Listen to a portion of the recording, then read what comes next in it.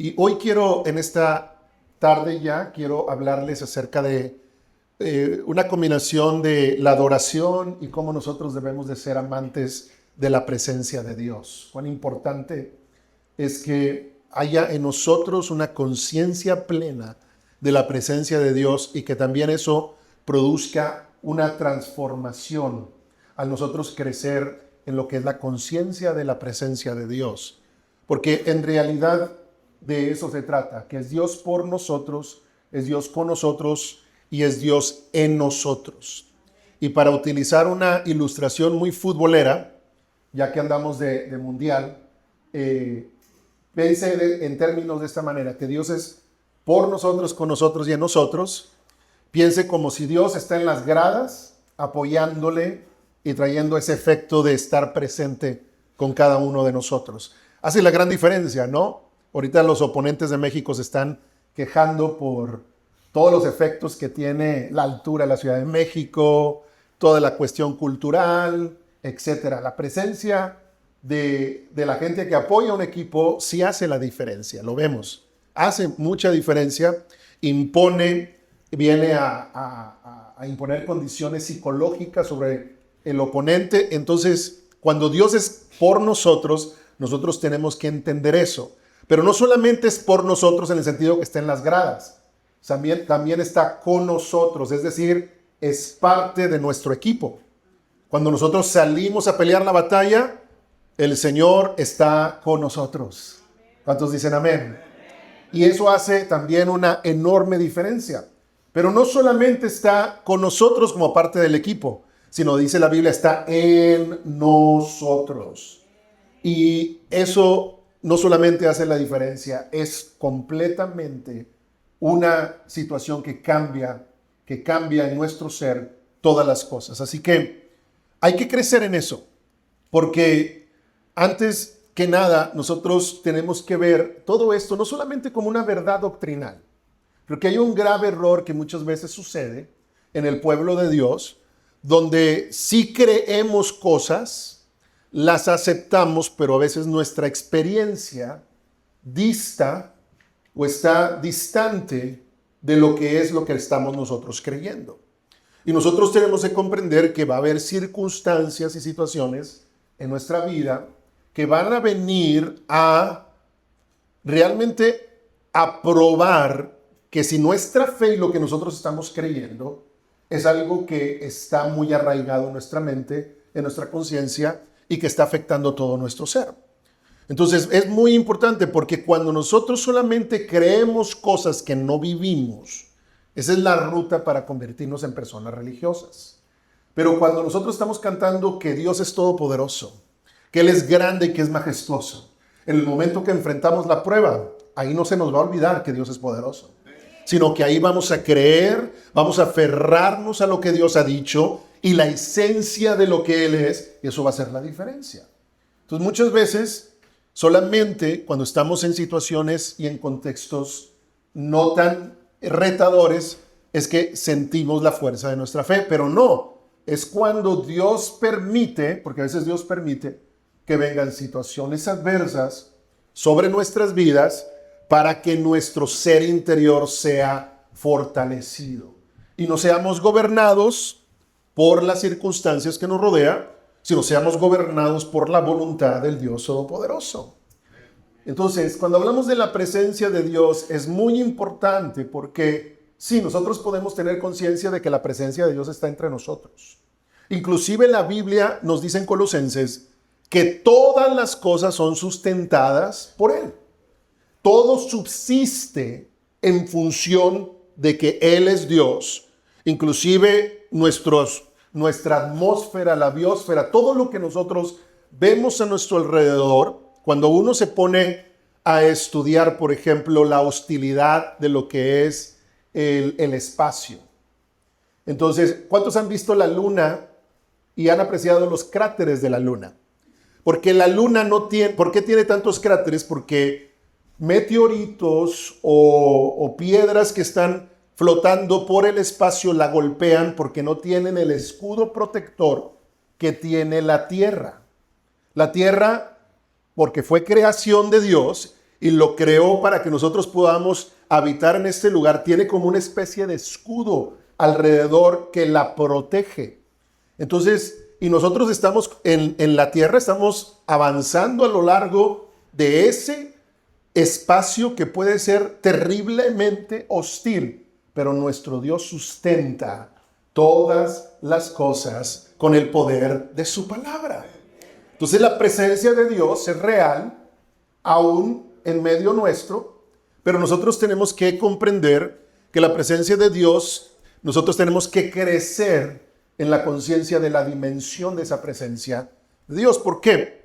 Porque cuando una persona recibe a Jesús y entrega su vida a Cristo, la Biblia enseña que por medio de la sangre de Jesús somos limpios de todo pecado y el Espíritu Santo viene a habitar en la vida del hombre. Entonces viene la presencia de Dios sobre la persona. Pero ¿cómo podemos nosotros seguir creciendo? Porque la intención de Dios, como en alguna ocasión se los enseñé, es que nosotros seamos personas que vamos creciendo hacia la madurez. Porque el que no crece es porque no está vivo espiritualmente hablando.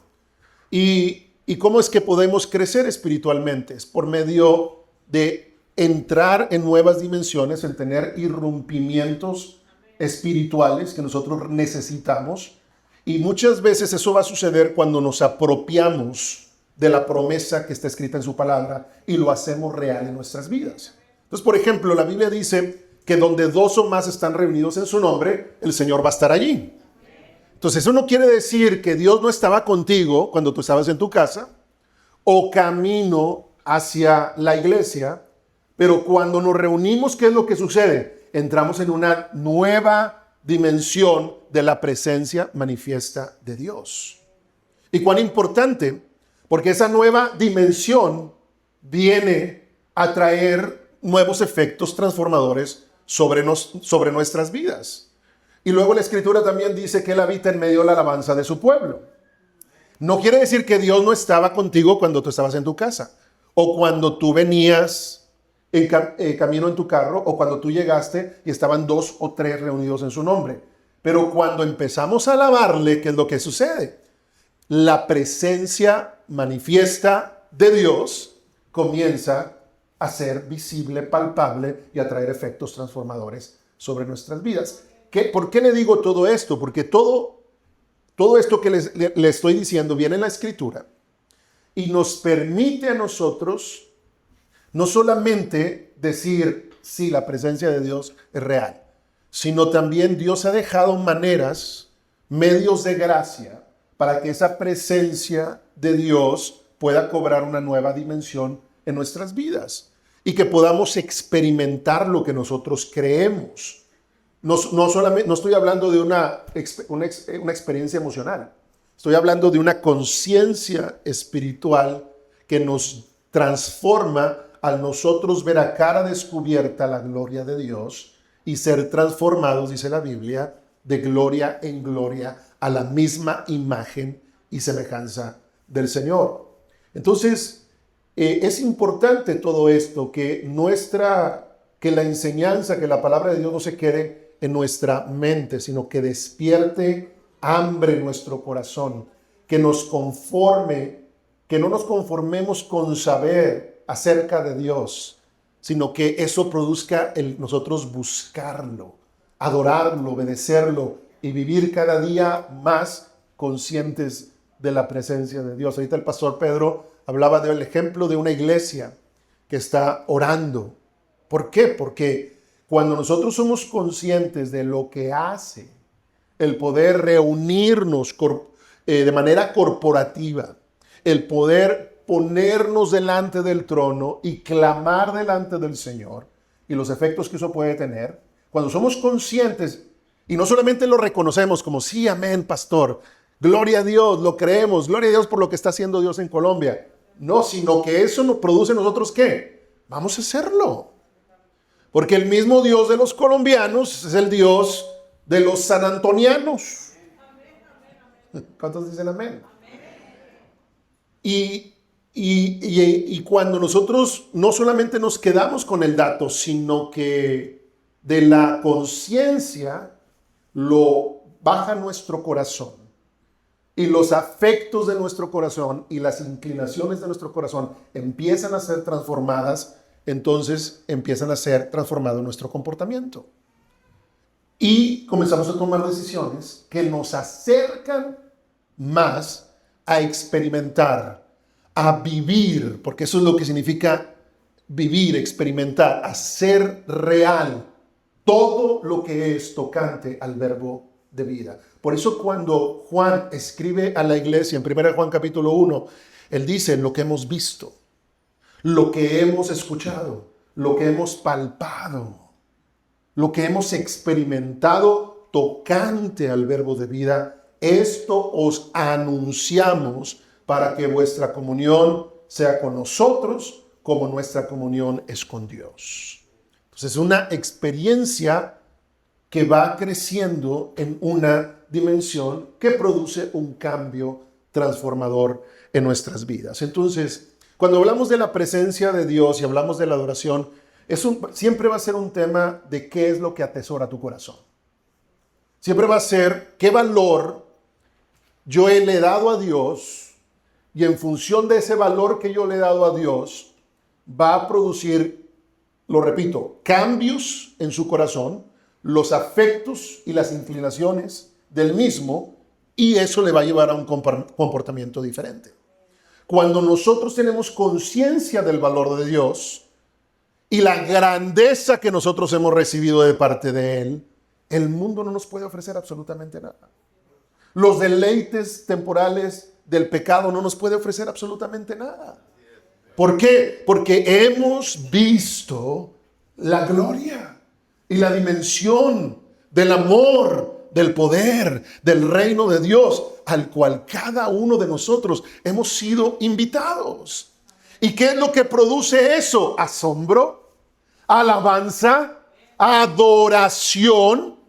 Por eso cuando yo veo personas que no les ha hecho clic esa verdad, que no han vislumbrado y no han visto esa tremenda, gloriosa dimensión del Rey y de su reino, muchas veces les tomo el pulso por medio de su compromiso, por medio de su expresión de adoración a Dios, porque hoy vamos a ver a través de la Escritura que verdaderamente todo eso tiene efectos importantes sobre nuestra vida. Por eso, hoy en día, ¿verdad? Sin el afán de echarle al fútbol. ¿Por qué? Porque yo también he disfrutado juegos. Voy a disfrutar hoy el México, porque y si sí. Y yo también me he unido a cancelar el inglés. Por eso le digo cara libro. Ahorita yo leía Sky Kids. Yo decía, no les llegó la nota a los hermanos. Es niños del cielo. ¿Sí escucharon eso? Que en México empezaron a cancelar el inglés y que no sé qué tanto. Beat ahora es latido. Ahora, sin el afán de echarle, sí observo algo. Veo la pasión que la gente tiene por el juego de la pelota. Y llegan al estadio 3 horas antes. Igualitos que aquí que la iglesia, ¿verdad? Pastor, a las 3 a las 7 de la mañana tiene que estar abriendo el portón, ¿verdad? Porque ya hay hermanos allí listos para irse a primera fila, ¿sí o no? ¿Y qué de las ofrendas y los diezmos que la gente va a dar al fútbol? Los boletos no bajan de $1,000. Allá arriba, casi la gente le dice, oye, cámbiame ahí los focos, ¿no? Los que están allá arriba. $1,000. Un dineral, y no juegue Ronaldo o Messi porque ya valió. Allá hay que romper el cochinito. Y por eso hemos visto gente, salía ahora que jugaba, creo que Arabia Saudita, salía un cuate con una pancarta, yo vendí mi camello para venir al mundial. Es como vender el bocho, aquel mexicano que vende el bocho para ir al mundial. ¿Por qué? Porque la pasión, ¿sabe cómo la mide? En su disposición de dar para Dios. Y no estoy hablando solamente de dinero, de ofrendas o de diezmo. Estoy hablando de dar nuestra vida completamente a nuestro Dios. Entonces, sí me hace ver que a ellos les ha caído el 20. Ahora yo digo, ¿para qué? Porque al menos que seas francés, tienes una muy alta esperanza de ser campeón. Pero bueno, y si sí, díganme, y si sí, de perdido hoy le ganamos a Inglaterra, sí o sí, ¿ok? Ya de ahí para adelante ya es victoria. Pero a lo que voy es que tenemos nosotros que darnos cuenta que el ser humano responde a lo que ama y para aquello a lo que está apasionado. Verdaderamente lo hace.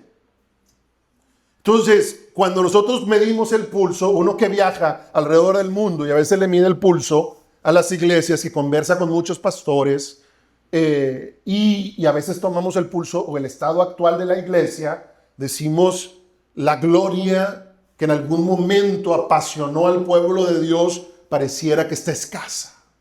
Y no porque de Dios no quiera derramar su gloria. Dios quiere derramar su gloria y la Biblia dice que la gloria postrera será mayor que la primera. Porque toda revelación va a conducirnos a un encuentro con Dios y cada encuentro con Dios va a llevarnos a una conducta diferente. Y cuando eso sucede, el Señor levanta a su pueblo. Entonces, hay que crecer en estas dimensiones de la presencia del Señor. Ahora, quiero hablarle un poquito acerca de cómo nuestro Dios es un Dios que ha puesto un orden, una manera para nosotros ir incrementando nuestra conciencia de la presencia de Dios. Y una de esas maneras, por ejemplo, la Biblia dice, entraré por sus puertas con acción de gracias y por sus atrios con alabanza. Así de entrada, si usted quiere entrar en la presencia de Dios, ¿cómo va a entrar? ¿Quejándose? No. ¿Viendo sus problemas? No. Alzando su mirada a los montes y viendo la grandeza del Señor, empezar a agradecer aún por lo que sus ojos todavía no logra ver, que el Señor ha intervenido y ha extendido su brazo de poder. Eso es fe, amados. Eso es fe cuando nosotros dejamos que todo nuestro ser, espíritu, alma y cuerpo, sean influenciados no por las condiciones que usted está enfrentando, sino por el Dios Todopoderoso que es inmutable. En Él no hay sombra, dice la Escritura, ni mudanza de variación. Él es todopoderoso. Y el mismo Dios del Antiguo Testamento, el mismo Dios del Nuevo Testamento y de los Evangelios, es el que está en usted, por usted y con usted.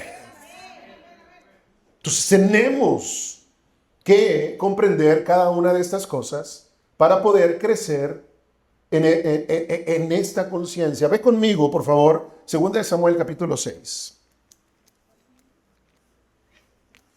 Quiero darles algunos pasajes bíblicos y ahí vamos a ver el momento cuando el arca del pacto fue traída por David a Jerusalén. Primero hubo un intento fallido. Ahora, David fue un hombre que amó la presencia de Dios, era un amante de la presencia de Dios. Y David intenta llevar el arca a Jerusalén. Recordemos el contexto. El arca del pacto era el mueble dentro del tabernáculo donde se manifestaba la gloria de Dios y se ubicaba comúnmente en el lugar santísimo. Después del tabernáculo de Moisés y después de la entrada de Israel a la tierra prometida, el arca quedó en Silo por muchos años. Posteriormente, esa arca fue robada por los filisteos. Después, milagrosamente, el Señor empieza a traer un juicio sobre los filisteos, empiezan a experimentar una especie de tumores y de enfermedades, y regresan a través de una carroza, regresan también el arca del pacto a Jerusalén y la meten en casa de Abinadab. En casa de Abinadab queda aproximadamente unos 70 años. Por muchos años el arca del pacto había sido descuidada desde los tiempos de Saúl y luego después la transición hacia el reinado de David. Entonces David Él entiende que el pueblo de Dios, que el reino de Dios tenía que ser edificado con el centro, la presencia de Dios. Él entendía el modelo celestial, que la presencia de Dios era indispensable. Eso me dice que antes, mis amados, que nosotros pensar en términos de estrategia, en términos de esquema, en términos de cómo vamos a ir a evangelizar, ¿sabe qué es lo que tenemos que recuperar? Es la presencia de Dios. Porque si recuperamos la presencia de Dios, todo va a caer en su orden que necesita ser establecido. Y el fruto va a ser visible. Entonces, se proponen, ¿y qué hacen? Utilizan el método filisteo. No consultan el manual, no consultan la escritura, utilizan el método filisteo y empiezan a traer el arca del pacto. Y es la historia cuando se venía tambaleando porque había muchos baches, o sea, no era un terreno plano, se tambalea y Usa, cuando ve que el arca del pacto está colapsando, él pone su mano para detenerla y la detiene, pero así como la detiene, él cae muerto en ese momento. En ese momento, lo que me enseña el contexto es que la presencia de Dios no puede ser manipulada. Qué tremendo es cuando hablamos de la gloria y de la Shekinah de Dios y el contexto de adoración, porque la gloria de Dios no puede ser manipulada. Entonces se asusta David, cerca estaba la casa de Obed-edom, la meten en casa de Obed-edom y por 3 meses está ahí el arca del pacto y dice la Biblia que bendijo Dios a Obed-edom y a toda su casa. O sea, la presencia de Dios traía efectos transformadores. Entonces, tenemos nosotros que entender esto. ¿Por qué? Porque Dios ha puesto su espíritu en usted. Diga conmigo, el Señor ha puesto su espíritu en mi vida. Para que el espíritu de Dios no se lo quede allí como un monasterio. Y ahí aislado. Totalmente aislado. No. El espíritu de Dios es un río. Y quiere salir a los entornos. Quiere empezar a traer efectos la presencia de Dios en donde nosotros nos encontramos. Que se vea el efecto sobre nuestras generaciones, sobre nuestros hijos. Que se vea el efecto en los matrimonios, que se vea el efecto en su negocio, que se vea el efecto en la colonia donde usted vive. La presencia de Dios donde va, se manifiesta. Eso es muy importante. Entonces, David, consultando el manual, entiende que el arca del pacto tenía que ser transportada en los hombros de los levitas, de los sacerdotes, y con unas varas doradas tenían que transportarla al lugar de su destino. Y entonces es cuando ya posteriormente David trae el arca a Jerusalén. Ahora, ya habiéndoles dicho el contexto, fíjense lo que nos dice la Biblia en el versículo 12. Según de Samuel 6:12, fue dado aviso al rey David, diciendo, el Señor ha bendecido la casa de Obed-edom, todo lo que tiene a causa del arca de Dios. Entonces David fue y llevó con alegría el arca de Dios de casa de Obed-edom a la ciudad de David. Y cuando los que llevaban el arca de Dios habían andado 6 pasos, él sacrificó un buey y un carnero engordado. Es decir, cada momento, cada 6 pasos empezaba a dar un sacrificio. Eso me enseña lo que yo les decía hace un momento en la ilustración del fútbol. Y la gente que tiene pasión está dispuesta a invertir. Cuando nosotros tenemos conciencia de la presencia de Dios, siempre un pueblo avivado es un pueblo que está dispuesto a sacrificarse para el Señor. A veces decimos, ay, es que hace mucho calor. Ay, es que esto. Ay, es que no tengo tiempo. ¿Sabe qué? Yo me he dado cuenta de una cosa. No se trata de tener tiempo, se trata de consagrar el tiempo que nosotros tenemos para poder servir y ponerlo en las cosas del Señor. ¿Cuántos dicen amén? Cuando eso está allí, yo me pregunto, es que yo creo que no han tenido conciencia. Cuando hay esa duda, esa lucha, esa falta de compromiso, no han tenido conciencia de la presencia de Dios. No han tenido conciencia del llamado glorioso que Cristo les ha hecho, donde el Señor dice, dame tu vida y yo te voy a dar la mía. Imagínense el contraste. Dios le está diciendo, porque en otras palabras, es mi versión de la palabra cuando Jesús dijo, el que no pierda su vida, el que no pierda su vida por causa del evangelio, la va a perder, ¿verdad? Pero el que la pierde por causa del evangelio va a ganar la vida. Ahora, ¿cuál es ese intercambio? Yo le entrego mi vida a Dios, así de quebrado como yo venga. y Dios me entrega la suya. La presencia del Espíritu Santo me entrega su justicia, me entrega su santidad, me entrega su espíritu, me entrega su corazón, me entrega su mente. ¿No cree que es un buen intercambio? Se lo ilustro de esta manera. Es como si usted tuviera el vehículo más destartalado que usted haya jamás visto. ¿Ya lo puede imaginar? Sí, ahí lo tengo en el garage, pastor. Y de repente viene alguien y le dice, póngale el Lamborghini o Porsche o Land Rover así más cara y con más lujo, y que le diga, oye, te lo intercambio, tu vehículo por esto. Pues claro, uno diría, pues no lo oro ni 2 segundos. Inmediatamente nosotros responderíamos, Dios es lo que nos dice, dame tu vida, yo te voy a dar la mía. Eso es lo que es ese intercambio de recibir la presencia del Señor. Entonces dice la Biblia aquí que cada 6 pasos sacrificó un buey y un carnero engordado. Versículo 14, es decir, le dio lo mejor a Dios. Y David danzaba con toda su fuerza delante de Jehová. Y estaba David vestido con un efod de lino. Es decir, comúnmente David pues traía atuendos de rey. Y los atuendos de rey eran de lana. Eran muy caros, pero también eran muy calurosos. Una de las instrucciones para los sacerdotes era, inclusive el efod de lino era para que ellos no sudaran. Y eso ilustraba el tema de la santidad ante la presencia de Dios. Versículo 15, así David y toda la casa de Israel conducían el arca de Jehová con júbilo y sonido de trompeta. Estos no eran bautistas, estos estaban bien locos, cantando con júbilo, chofares, trompeta, subiéndole el volumen. Cuando el arca de Jehová llegó a la ciudad de David, aconteció que Mical, hija de Saúl, miró desde una ventana y vio al rey David que saltaba y danzaba delante de Jehová, y le menospreció en su corazón. Porque aquí vemos el contraste. Mical era la esposa de David. Era el trofeo que él había recibido por haber vencido a Goliat años atrás.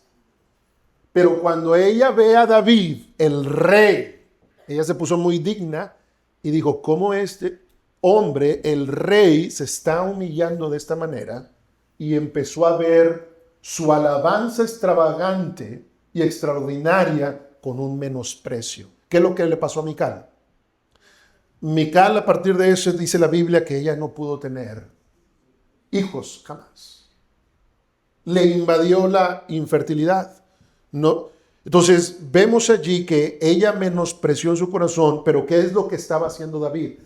Él estaba valorando la presencia de Dios, valorando el arca del pacto y menospreciando la crítica o menospreciando cómo las otras personas lo vieran.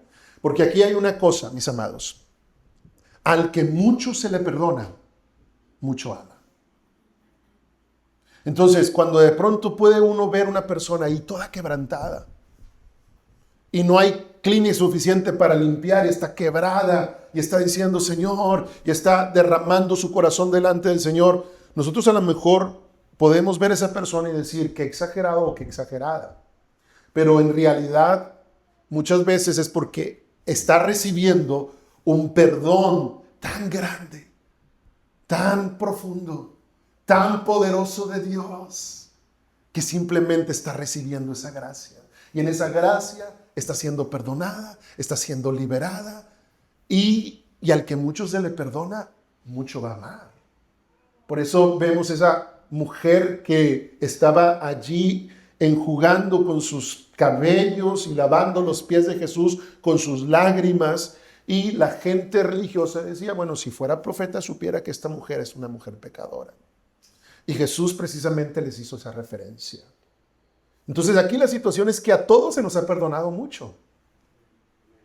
¿Por qué? Porque ni uno de nosotros era merecedor de la gracia del perdón divino. Ni uno. La Biblia dice en Romanos capítulo 3 que no hay uno solo bueno, sino que el pecado y la maldad del hombre es una realidad que nos controla. Lo único que nos libera de ese poder es la gracia y el poder redentor de Jesús. Y el hecho que nos hace una nueva criatura y que nos transforma. Hay mucho que agradecer. Por eso la iglesia debe de ser un centro de adoración. Y no porque nos guste la música. Debe de ser un centro de júbilo. Y no porque seamos más injundiosos culturalmente hablando. No. Por la conciencia que tenemos de lo que Dios ha hecho por nosotros. Porque ¿cómo va a gritar el quinto gol de México hoy usted? ¿A poco va a decir gol? Hay que guardar la postura. No. Si lo toman en video y le enseñan las caras que hace, los gritos que hace, cómo deja la garganta ahí en el grito. Y después usted se ve en el video, como que le va a dar penilla. Pero en ese momento, ¿qué pasa? No le importa nada. ¿Por qué? Porque lo que está viendo le está produciendo gozo. De la misma manera, aquí en la casa del Señor, alábele, levante sus manos, arrodíllese, salte, brinque, cante, grite. ¿Por qué? Porque el Señor ha triunfado. Él ha hecho huir a nuestros enemigos. Ay, pastores, que yo soy muy serio y no tiene nada que ver con personalidades ni con temperamentos. Tiene que ver todo con lo que Dios ha hecho en nuestras vidas. Y eso produce, y no le estoy diciendo hacerlo de dientes para afuera, no. Note que estamos hablando de primero una conciencia de todo lo que Dios. Y David estaba teniendo esta conciencia, se despojó de sus atuendos de rey y se humilló y asumió su postura de sacerdote del Señor y estaba danzando con todas sus fuerzas. De manera extravagante, una fiesta impresionante. Dice el versículo 17, metieron pues el arca de Jehová y la pusieron en su lugar en medio de una tienda que David le había levantado. Y sacrificó David holocaustos y ofrendas de paz delante del Señor. Y cuando David había acabado de ofrecer los holocaustos y ofrendas de paz, bendijo al pueblo en el nombre del Señor de los ejércitos y repartió a todo el pueblo y a toda la multitud de Israel, así a hombres como mujeres, a cada uno un pan y un pedazo de carne y una torta de pasas, y se fue todo el pueblo, cada uno a su casa. Volvió luego David para bendecir su casa, y saliendo Mical a recibir a David, dijo: cuán honrado ha quedado hoy el rey de Israel, descubriéndose hoy delante de las criadas de sus siervos, como se descubre sin decoro un cualquiera. No quiere decir que David se haya desvestido. David traía un atuendo de sacerdote, pero ya estaba hablando que se despojó de sus atuendos de rey. Se vistió como un común. Y eso era lo que a Mical le estaba ofendiendo. Y Mical no estaba entendiendo que David entendía que el único rey que había en ese lugar no era él, era el Rey de Reyes y Señor de Señores. Y eso es lo que tiene que suceder en nuestras vidas. No puede haber dos reyes y solamente un trono. Allí todos los que tenemos coronas la aventamos en los pies de nuestro Rey de Reyes y Señor de Señores. Ahora, eso acuérdese cuando esté discutiendo con su esposa.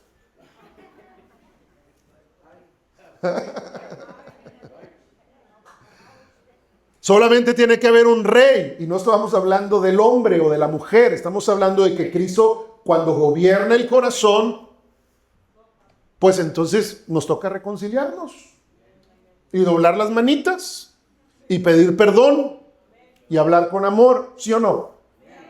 Entonces todo esto lo debemos llevar hasta la parte más práctica de lo que nosotros somos. Y dice versículo 21, entonces David respondió a Mical: fue delante del Señor, quien me eligió en preferencia a tu padre y a toda tu casa para constituirme por príncipe sobre el pueblo de Jehová, sobre Israel. Por tanto, danzaré delante del Señor y aún me haré más vil que esta vez y seré bajo a tus ojos, pero seré honrado delante de las criadas de quienes has hablado. Y Mical, hija de Saúl, nunca tuvo hijos hasta el día de su muerte. Nunca. ¿Sabe cuál es el contraste? Mira, vaya a Isaías 54. Ahí en Isaías 54 vemos un contraste. Versículo 1, regocíjate, oh estéril. La que no daba a luz, levanta canción y da voces de júbilo, la que nunca estuvo de parto, porque más son los hijos de la desamparada que los de la casada, ha dicho Jehová. Ensancha el sitio de tu tienda y las cortinas de tus habitaciones sean extendidas, no seas escasa, alarga tus cuerdas y refuerza tus estacas. Ahora, no estoy sugiriendo que la alabanza va a ser algo mágico, que usted cante o que usted dance, eso va a traer un irrumpimiento. No, esto es lo que trae un irrumpimiento y establece una realidad espiritual en nuestras vidas. Primero, tener conciencia de lo que Dios está hablando y lo que nos dice su palabra. Conciencia del nuevo pacto. No solamente en la cabeza como información. Es muy diferente ser conscientes. A un niño se le dice, no, aquí te me quedas, porque un niño no es consciente del peligro de cruzar una calle. Pero cuando vamos creciendo, empezamos a entender la implicación que tiene el caminar, cruzar una calle sin percatarnos si viene un vehículo. No, eso es un acto de conciencia. Te das cuenta de las distintas cosas que están en tu entorno. Entonces, entonces no solamente es aplauda hermano, o salte hermano, o arrodíllese. Ok, dijo el pastor, dijo el líder de alabanza, lo voy a hacer. No, sino una conciencia de que ¿por qué aplaudo? ¿Por qué brinco? ¿Por qué me postro? Y eso habla ya de su madurez, porque Dios busca un corazón contrito y humillado. Un corazón enternecido por su palabra, que responde a su voz. Entonces, primero conciencia, después que baje a su corazón. Yo le llamo las 3 Cs. Conciencia, baja a su corazón. Entonces, lo que usted está creyendo y lo que usted está viendo, ahora también lo está sintiendo, lo está viviendo en todo su ser. ¿Y por qué esto es importante? Porque el Salmo 84, cuando también habla, vamos al Salmo 84 rápidamente. Y no se preocupe, lo vamos a dejar ir antes de que empiece el juego de Brasil-Noruega. Y si no, aquí los ponemos y en las pausas de hidratación continuamos la predicación. No se crea. Dice el Salmo 84, versículo 1, cuán amables son tus moradas. Fíjese cómo dice el salmista. Oh Jehová de los ejércitos, anhela mi alma y aún ardientemente desea los atrios de Jehová. Corazón, los afectos del corazón, lo anhelaba. Y fíjese lo que decía David, mi corazón y mi carne cantan al Dios vivo. ¿Qué es lo que sucede cuando usted de repente le dice al doctor, ¿sabes qué? Saliste muy alto en el azúcar, muy alto el colesterol, tienes que quitarte el azúcar y la harina. Ay, Padre Santo, ya no el pan dulce, ya no las hamburguesas, hay que bajarle a los tacos y a las grasas. El Señor está profetizando a algunos de ustedes, aleluya. A mí más bien. De hecho. ¿Qué empieza a sentir tu cuerpo cuando no tienes ese azúcar y esa harina? Te empieza a salir el chamuco. O sea, empiezas a sentir desesperación. ¿Por qué? Porque tu cuerpo estaba acostumbrado a los efectos temporales que traía el azúcar, que traía la harina, y empiezas a pasar un proceso de desintoxicación. Ahora, yo me pregunto si sentimos lo mismo cuando no estamos en la presencia de Dios. Que estemos tan acostumbrados a estar impregnados, a buscar a nuestro Dios en la mañana, tarde y noche, dormirnos conscientes de la presencia de Dios, que cuando no lo hago, mi cuerpo mismo empieza a decir, algo te falta, David. Porque eso es lo que dice aquí el salmista, mi corazón y mi carne cantan al Dios vivo, mi corazón, mi alma anhela ardientemente. Y no quiere decir que nosotros hagamos de la presencia de Dios una emoción, no. Pero esto es lo que realmente implica conciencia, corazón, donde los afectos y las inclinaciones de lo que yo deseo son transformados por la presencia de Dios. Y la tercera C, ¿cuál es? Es comportamiento. Entonces, eso produce un comportamiento. Cuando usted permanece en la conciencia, en la inclinación de su corazón y es un comportamiento, de acuerdo a la Escritura, se establece una nueva realidad. Entonces usted empieza a vivir completamente consciente de la presencia de Dios y de los efectos de esa presencia sobre su vida. Y aquí, fíjese lo que sigue diciendo el escritor de este salmo. Algunos se lo atribuyen a los hijos de Coré. Aún el gorrión halla casa y la golondrina nido para sí. Donde ponga sus polluelos cerca de tus altares, oh Jehová de los ejércitos, Rey mío y Dios mío. Bienaventurados los que habitan en tu casa. Perpetuamente, ¿qué? Te alabarán. Bienaventurado el hombre que tiene en ti sus fuerzas, en cuyo corazón están tus caminos. Atravesando el valle de lágrimas, lo cambian en fuente cuando la lluvia llena los estanques. Irán de poder en poder, verán a Dios en Sión. El centro, la tesis principal del salmista es la presencia de Dios. Cuando la presencia de Dios está fuerte en nuestras vidas, vamos a pasar por valle de lágrimas y lo vamos a cambiar en una lluvia llena que va a llenar los estanques. Vamos a ir de poder en poder y vamos a ver a Dios en Sión. Dice el versículo 8, Jehová Dios de los ejércitos, oye mi oración. Escucha, oh Dios de Jacob. Mira, oh Dios, escudo nuestro. Y pon los ojos en el rostro de tu ungido, porque mejor es un día en tus atrios que 1000 fuera de ellos. Escogería antes estar a la puerta de la casa de mi Dios que habitar en las moradas de maldad, porque sol y escudo es Jehová Dios. Gracia y gloria dará el Señor, no quitará el bien a los que andan en integridad. Jehová de los ejércitos, dichoso el hombre que en ti confía. Afírmese en la presencia de Dios. Entonces todo su comportamiento usted va a tener un irrumpimiento en las situaciones. Y como leíamos en Isaías 54, ¿está usted en un estado donde no está viendo un fruto o una victoria o está luchando por algo? Empiece a tener conciencia de la presencia de Dios. Y empiece a comportarse todo su ser, sus manos, sus rodillas, dóblelas delante del Señor. Levante sus manos al Señor en señal de dependencia. Porque aún todo esto es un lenguaje espiritual que también habla a nuestros enemigos. ¿Recuerdan cuando Moisés levantó las manos en Éxodo 17? Cuando Amalek vino contra Israel y Moisés subió a la colina con Aarón y con Hur, y Josué con los escuadrones de Israel fueron al campo de batalla. Mientras Moisés levantaba sus manos y permanecían sus manos elevadas, ¿qué pasaba? Israel ganaba. Cuando lo bajaba, empezaba a perder. ¿Por qué? Porque el mundo espiritual ve también tu expresión corporal.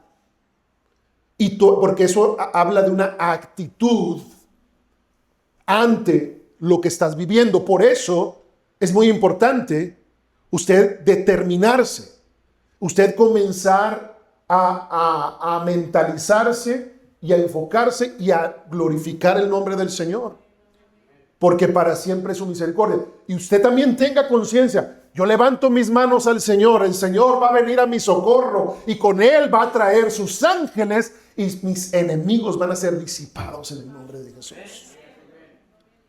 Y así empieza usted a caminar con mayor conciencia, con mayor autoridad de la presencia de Dios. Y cuando toca adorar, va a estar adorando. Cuando toca exaltar, va a estar exaltando. Entonces, allí en su casa, usted, en el nombre del Señor, si de pronto está viendo que hay cosas en sus hijos, en su familia, que están así como que cuesta abajo, usted empieza a activarse. ¿Sabe cómo lo quiere el diablo? Deprimido. Ahí con el Netflix todo el día viendo nada. Y aquietando nuestros pensamientos y que no podemos dormir. Usted levántese en el nombre del Señor. Empiece a activar, empiece a batir sus manos y a declarar y lea los salmos y cante alabanzas. Exalte el nombre del Señor y usted va a empezar a ver. Regocíjate, oh estéril, porque el Señor va a comenzar a traer un rompimiento sobre tu vida. En el nombre de Jesús. Vamos a ponernos de pie, por favor, ahí en nuestro lugar y vamos a orar en esta tarde.